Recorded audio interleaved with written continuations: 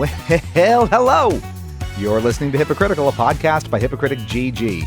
I'm Lou, some call me Cheat Speak, and we have a fun one for you. Another review that is exclusive to the podcast here, expressive platformer Demon Tides from indie developer and publisher Beebz. Let's get right into it. Our usual disclaimer up at the top. This review was conducted on SteamOS via a review copy provided by publisher Beebz and Future Friends Games. The thoughts, impressions, and score contained here are entirely our own. We received neither editorial guidance nor compensation for this review from anyone associated with Demon Tides. We take great pride in offering unfiltered and uninfluenced takes on new releases, and we like to remind you of that. So let's get rolling. Also, important to note up front, the thoughts that we have here build on our pre-release impressions video of Demon Tides that's already available on our YouTube channel. If you subscribe to us, you may have seen it already. So full disclosure, many of our thoughts are going to reflect what we said in that pre-release impressions video, but be extrapolated across and put in the context of the full game. As it turns out, Act 1 was a pretty good representation of the entire experience, and you love to see that level of consistency throughout a game. So that is great. So what is Demon Tides? We'll start there. What the hell is even that? Let's talk about it. So Demon Tides is described by Beebz as an expressive platformer, where the expressiveness kind of comes twofold. The characters themselves are actually expressive and, have personalities and all these things, but players can also express themselves through the mechanics and the traversal that you naturally have when you're playing a platformer and going from place to place. So the goal is not so much just getting to the end, but defining how you get there and making that a major part of the experience. We'll talk about exactly how that manifests. As we mentioned, this is developed and published by indie studio Beebz, and it is a sequel to their 2021 expressive platformer Demon Turf, and in our opinion, raises the bar from that title in pretty much every way and in every major facet of the experience. So what's it about? Well, fresh off of her quest to conquer the demon world, 1,000-year-old demon child Beebz sets off on a new journey through the vast oceans of an area called Ragnar's Rock to find her father, who just so happens to be the king of the area. Isn't that convenient? With her kind of motley crew of quirky friends in tow, she sets out in a scrap-together boat that they sort of build on the fly to explore the world ahead and wrangle with whatever insane adventures they get themselves into, and they do get themselves into some pretty insane and dangerous adventures. So let's talk about the game structure and how it's all laid out initially. So it is very much an open world platformer that, from the top down is structured not unlike something like you might see in Sonic Frontiers, where you have a massive sprawling open area that's broken up by individual, sort of more intricate platforming challenges that are corridored off in their own dedicated named play spaces, like individual pieces of platforming and landmass that you can fast travel to. These areas often have, their own unique characters, their own unique visual styles, color palettes, platforming gimmicks to contend with, that sort of thing. And each, have their own objectives. They have their own collectibles that you need to get and have their own speedrun leaderboards, which is a major emphasis of the game we will get into. It's not all available at once. You can't just get off the boat and go anywhere that you want to go. It opens up over time, and chunks of the map reveal in sort of a 3-act structure where you have Act 1 with a certain number, you get a few more in the next area, you get a few more in the next area, and the locations will reveal themselves on the map to be, revisited in a fast travel sort of way as you visit them in person for the first time. Pretty standard stuff. There's dozens and dozens of these kind of standalone areas in total, and with all of these different collectibles to find and objectives to complete and speedrunning objectives to go after, you can spend a really significant chunk of time, like over an hour plus, plumbing each of these individual areas and still not finding all that they have in store. So there is a great density of content here, given, the play space that you have. And that's always great to see. Progression requires the collection of your key collectible, which is golden gears, which you find by completing certain challenges across the open world in various ways and across various stages. There's 45 in total, and 35 of them are required to get to the end. So you don't need all of them, but you need most of them.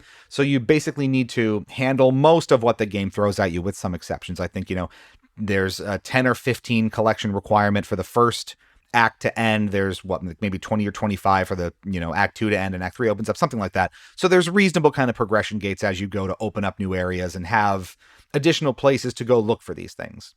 There's, of course, a ton of other collectibles, as you would expect from a platformer like this, including items, which you can spend on new outfits and other such cosmetics primarily. of which there are many. That's where that expressiveness comes in part. And talismans, which are additional abilities that you can apply to Beebz. And the more big bosses you beat, the more talismans you can apply at once. Each big boss that you conquer opens up an additional slot for you and you max out at 5. These modify Beebs' moveset and abilities and mechanics in small ways and large. Everything from adding additional jumps or different kinds of jumps, how different mechanics you have interact with each other, boost modifications when you're in boost mode, walking on water, reducing gravity. There's dozens of these, I think, that you can find. And, working out the specific combinations of them to define your own playstyle is a really important part of the experience, which we will talk about. There are dozens of outfit and cosmetics unlockables as well, as we discussed, and there's seemingly endless ways that you can combine all this stuff together to define your own specific play experience. And again, that kind of is the whole point with something like an expressive platformer. So how does it play? That's kind of the most important part, right? And I'm happy to report that even stretching past Act 1 and into the rest of the game, it plays really, really well. Platformers live and die primarily by kind of two main conceits, and the things that matter the most are your controls and your level design, and the game does both of these things really, really well. We're going to start with the former. Controls are really tight and really precise. It is exactly as responsive and interactive as you would expect from something like this, and where it demands precision and encourages you to get better and really leverage the mechanics, you kind of have to have that level of responsiveness and precision in there, so there's not a whole lot of guesswork or wiggle room. So it's very good that these, foundations are as solid as they are. There's predictable weight and physics for most, maybe though not all, movements, and it's generally really satisfying to just maneuver yourself around from place to place and platforming challenge to platforming challenge. There's not a ton of friction involved, although there is a bit. There's a term you may or may not have heard called schmovement that different, pieces of the game industry have applied to advanced movement or combo-heavy games in all genres, which, if you think about it, is really just stringing a bunch of moves together in flashy, stylish, or creative ways. So that's not exclusive to platformers. You can have first-person or third-person shooters that are very traversal heavy. You think something like maybe Splitgate or Titanfall would certainly qualify. Even something like an extreme sports game, Tony Hawk, or Skate or something like that, where you have a bunch of these flashy moves you're putting together and using that to kind of get around. That's the basis of schmovement, and that's very much on display here. The game itself and Beebz as a studio is very clearly trying to pioneer the expressive part of expressive platformer, and the flexibility in the mechanics is really a major part of that definition as far as the game expresses it. With so many ways to kind of combine those talismans like we mentioned before and basically modify the rules with which you're out there platforming in the world, there is a lot of experimentation on offer, and it does give you that ability to almost instruct how you play to the game as you are navigating all these challenges. Something that comes to mind and is maybe a good reference point is something like Super Mario Odyssey. So if you've played that one, you know that it has a very low skill floor in terms of just getting to grips with the base movement and using that to get around. But the skill ceiling is very, very high in terms of how you can string the, cappy moves together and diving and jumping and spinning and all these different things. There's a lot of analogous mechanics usage here where it allows you to scale that skill ceiling about as high as you want to with, having triple jumps and spins and boosts and all these different things. The difference here, I think, is where Super Mario Odyssey is pretty much, the mechanics are what they are. Demon Tides lets you customize that experience in large ways and sort of define yourself how to get around and how you're leveraging and defining that skill ceiling, which I think is really interesting. Not everyone's going to engage with it in that way, but it is a major focus of the game, and it very clearly wants you to, and that obviously helps when speedrunning comes into play, which is another major focus of any Beebz platformer to date. Every area and distinct kind of platforming chunk of the world that you see has its own speedrunning leaderboards and rewards for completing its gauntlet, so it's kind of the perfect way to help you find or the perfect motivation, at least, to help you find the combo of abilities that best works for you and sort of leans into the specific way you prefer to play. You can use that as a foundation to get good at playing and get better and better each time you go for a slightly faster time. It helps breed familiarity and comfort with the mechanics that make a higher skill ceiling okay, because you sort of have the runway and the ability to get used to it at your own pace in that sense. Level design is the other key piece of obviously any platformer, and it is nicely varied throughout. The platforming often makes creative use of an area's particular theme or its main gimmick. So, mechanized hazards for factories, natural dangers for caves and islands, very, precise, treacherous jumping in high up, precarious towers. It's all pretty thoughtful, and it's pretty immersive given the environment design on offer here and how much game there really is to traverse and sort of find your way through. There is a lot of variety given the scope of it, and the scope is pretty considerable. The challenge level does increase, obviously, as you move into the later acts and areas, but it does get very tough at points, even for those who do have a pretty good mastery of the controls and are generally experienced with platformers. There are often extended platforming gauntlets that you have to go through that are kind of one mistake and you're done bits with no save points, where this is kind of where the difficulty becomes most acute. And that may be sort of a make or break, separate the worthy from the not worthy kind of environment that, may be challenging or too challenging for some. So it kind of depends on your perspective and how willing you are to kind of throw yourself at that kind of thing until you figure it out.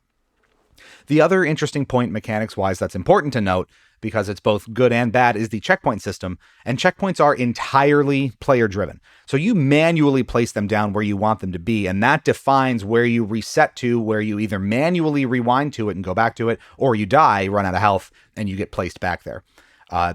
You can look at these all sorts of ways. That could be, throw them before a very hard platforming challenge, or after each, distinct piece of a platforming challenge where you can. It almost feels a little save scummy, but it's a valid use of the mechanic and often helps ease the difficulty level if you remember to use the mechanic. It does take a little muscle memory to kick in and remember that.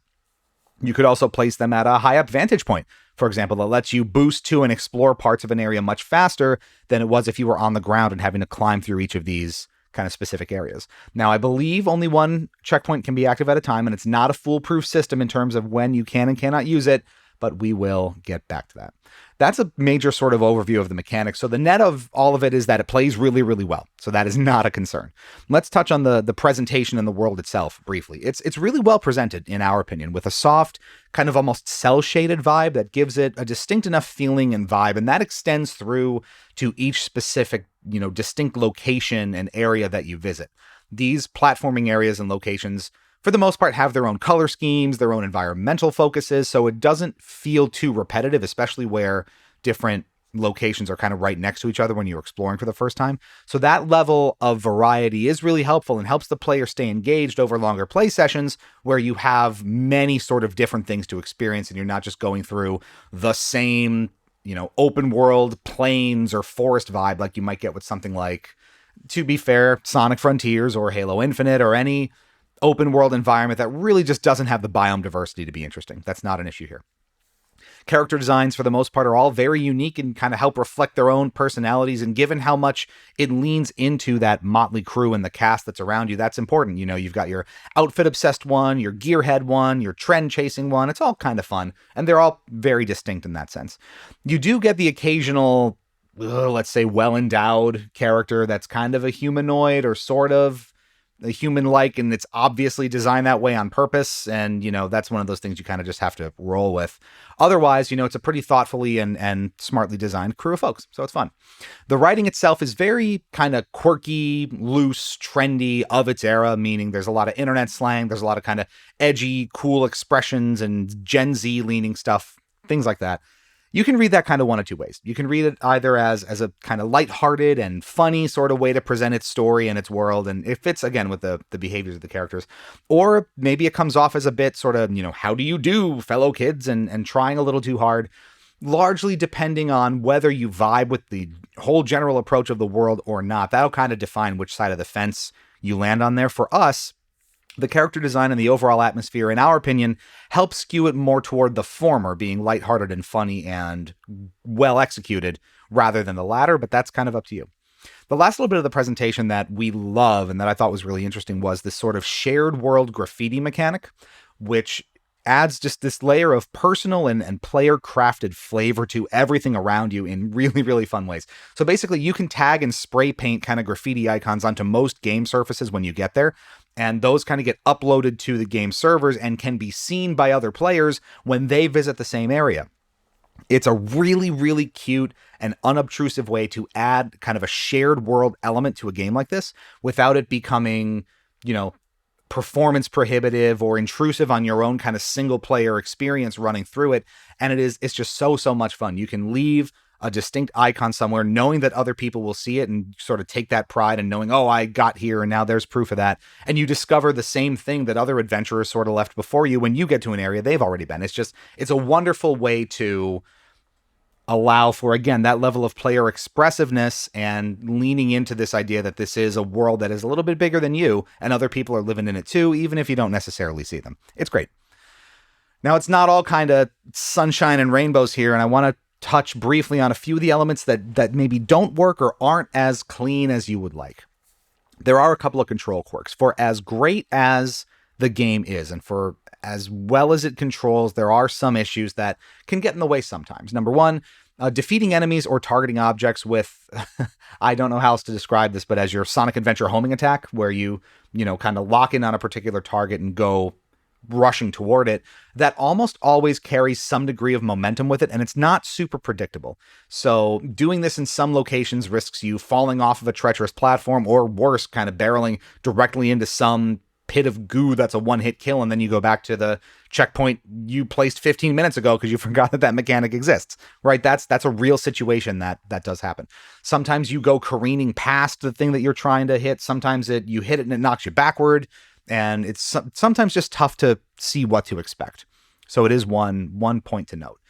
Getting hit by something generally out in the world also often comes with significant knockback that can similarly displace you, and it kind of can serve to frustrate as well. Knockback is one of those really interesting design choices. It's been, in platformers and adventure games all the way back to the NES, think Castlevania, and how fun or not that was. It's not an inherently bad mechanic by itself, and it's something you have to account for and can add to the difficulty and flavor and feel of a game at a very core level. You take the knockback out of Castlevania, for example, that inherently changes how the game plays.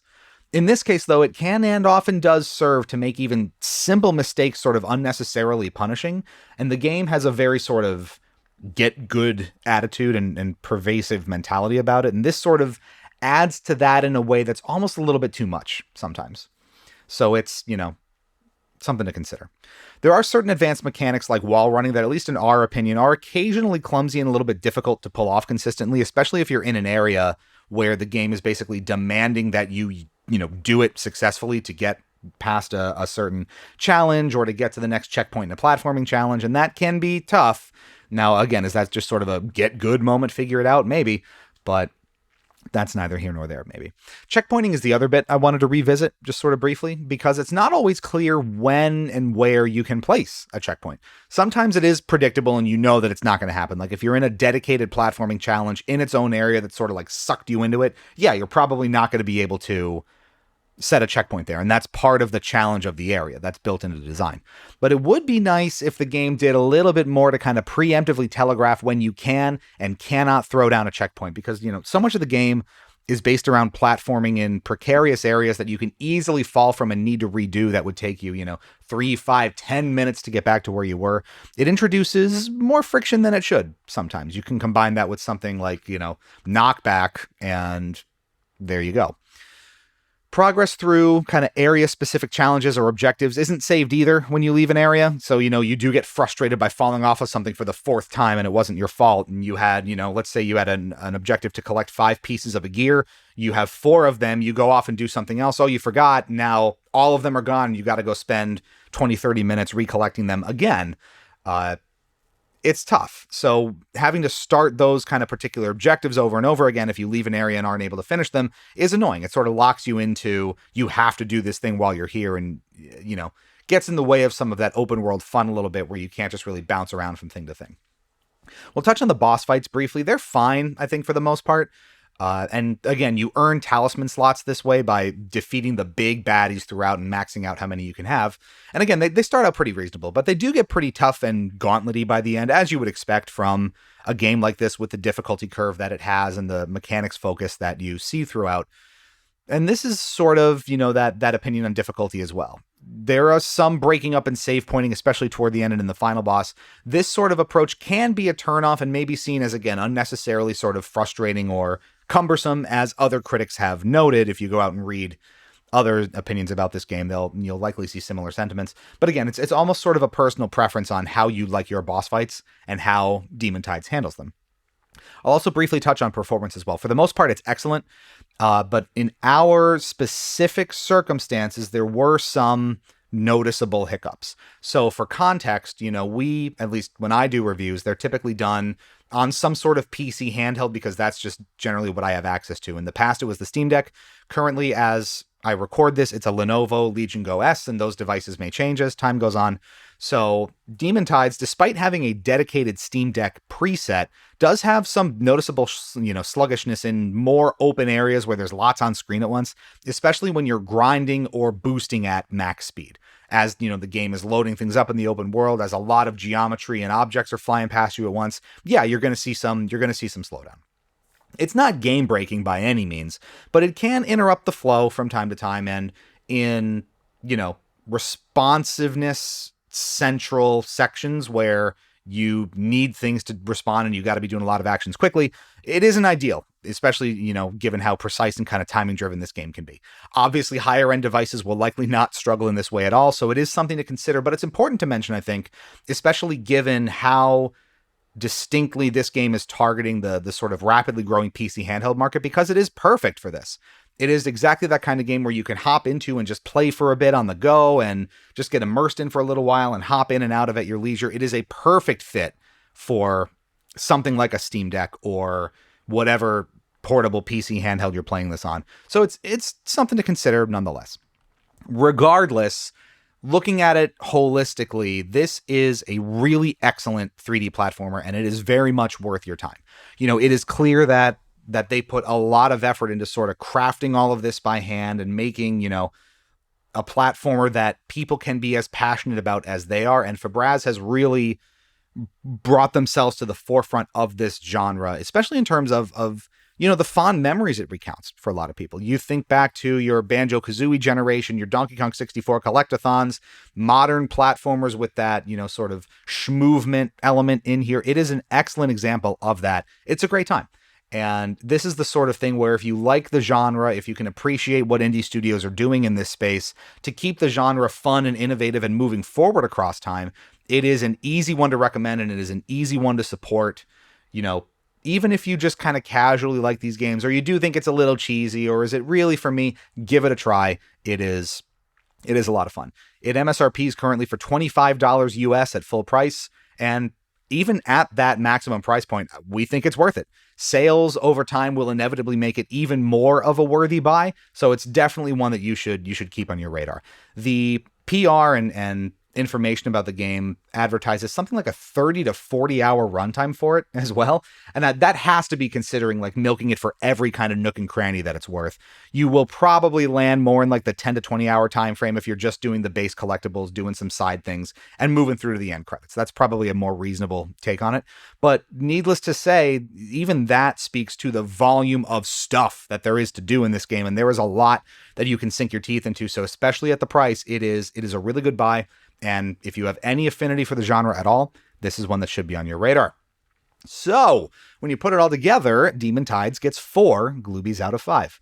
Despite its skew toward a more hardcore audience at times, its creative world building and joyously satisfying platforming mechanics make this a 3D platformer that's well worth your time and cements Beebz, in our opinion, as masters of the genre. That's high praise.